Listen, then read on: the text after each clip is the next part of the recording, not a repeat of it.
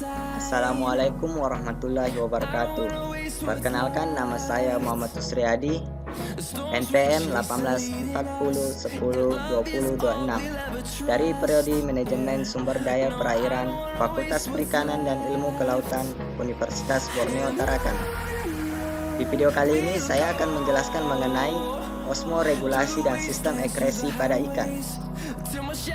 Sebelum kita masuk kepada materi kita, yaitu sistem osmoregulasi dan sistem ekresi pada ikan, terlebih dahulu kita harus mengetahui apa itu ikan.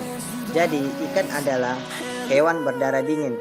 Ciri khasnya adalah mempunyai tulang belakang, insang, dan sirip. Dan terutama ikan sangat tergantung atas air sebagai medium di mana tempat mereka tinggal. Bagian tubuh ikan. Jadi ikan terbagi menjadi beberapa bagian tubuh. Yang pertama itu ada sugut, mulut, mata, tutup insang, sirip dada, sisik, sirip perut, sirip dubur, sirip punggung, dan yang terakhir itu sirip ekor. Jadi ini merupakan bagian-bagian luar ikan atau yang disebut dengan morfologi ikan. Tubuh Pisces atau tubuh ikan dibagi menjadi 3 bagian. Jadi ikan atau tubuh ikan ini dibagi menjadi 3 bagian. Yang pertama ada bagian kepala atau caput, di mana bagian kepala atau caput ini dimulai dari mulut sampai dengan penutup insang. Yang kedua ada bagian badan atau truchus. Jadi truchus ini dimulai dari penutup insang sampai dengan sirip dubur atau lubang anus pada ikan. Selanjutnya yang ketiga ada bagian ekor atau cauda. Jadi bagian ekor ini dimulai dari sirip dubur sampai dengan ujung ekor ikan. Jadi di sini kita akan masuk di materi kita, yaitu osmoregulasi. Apa yang dimaksud dengan osmoregulasi? Jadi osmoregulasi adalah proses pengaturan keseimbangan tekanan osmotik cairan tubuh, air, dan darah dengan tekanan osmotik lingkungan atau habitat perairan.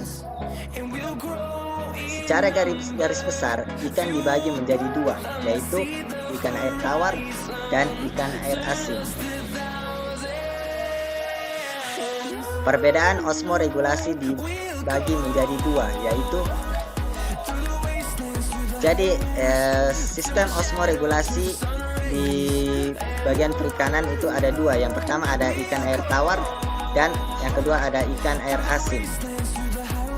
Yang terlebih dahulu kita akan membahas mengenai osmoregulasi ikan air tawar. Jadi ciri-ciri osmoregulasi ikan air tawar itu yang pertama minum sedikit air. Yang kedua mengeluarkan banyak urin yang encer. 3. Tekanan osmosis air diperoleh melalui insang dan permukaan tubuh.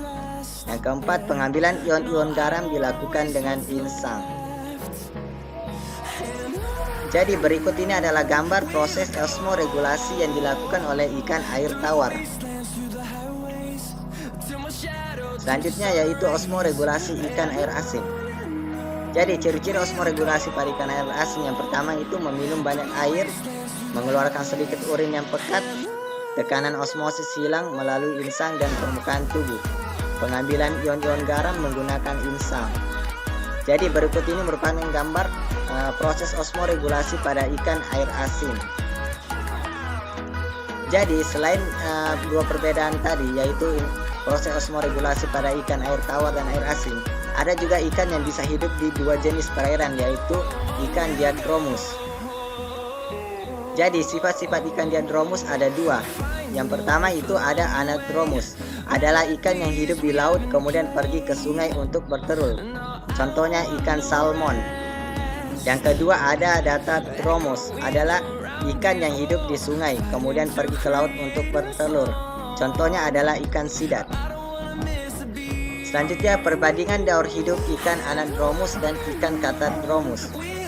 Jadi pada ikan anadromus proses atau tahap perkembangannya dibagi menjadi 7 tahap. Yang pertama yaitu ada tahap egg, alpin, pre, par, small, adult, dan tahap spawning adult.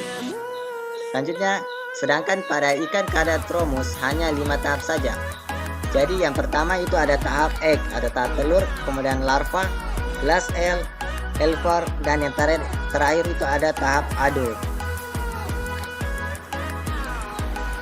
Jadi setelah kita membahas mengenai sistem osmoregulasi, selanjutnya kita akan membahas mengenai sistem ekresi pada ikan. Kenapa setelah kita membahas sistem osmoregulasi kemudian ada sistem ekresi? Karena sistem osmoregulasi berkaitan dengan sistem ekresi, di mana osmoregulasi mempunyai hubungan dengan sistem ekresi. Hubungan yaitu zat sisa metabolisme tubuh yang sudah tidak diperoleh tubuh akan dikeluarkan melalui alat ekresi, menyebabkan cairan di dalam tubuh akan seimbang dengan keadaan lingkungannya. Apa itu sistem ekresi? Jadi, sistem ekresi adalah sistem pembuangan proses metabolisme tubuh berupa gas, cairan, padatan melalui kulit, ginjal, dan saluran pencernaan. Sistem ekresi ikan sepertinya juga pada vertebrata lain yang mempunyai banyak fungsi, antara lain untuk regulasi kadar air tubuh, menjaga keseimbangan garam, dan mengeliminasi sisa nitrogen hasil dari metabolisme protein. Alat ekresi pada ikan ada 3. Jadi alat ekresi pada ikan itu dibagi menjadi 3 bagian. Yang pertama ada insang, di mana insang ini berfungsi untuk mengeluarkan CO2 dan H2O. Selanjutnya ada kulit. Kulit pada ikan berfungsi untuk mengeluarkan kelenjar kulit, mengeluarkan lendir sehingga tubuh licin untuk memudahkan gerak di dalam air.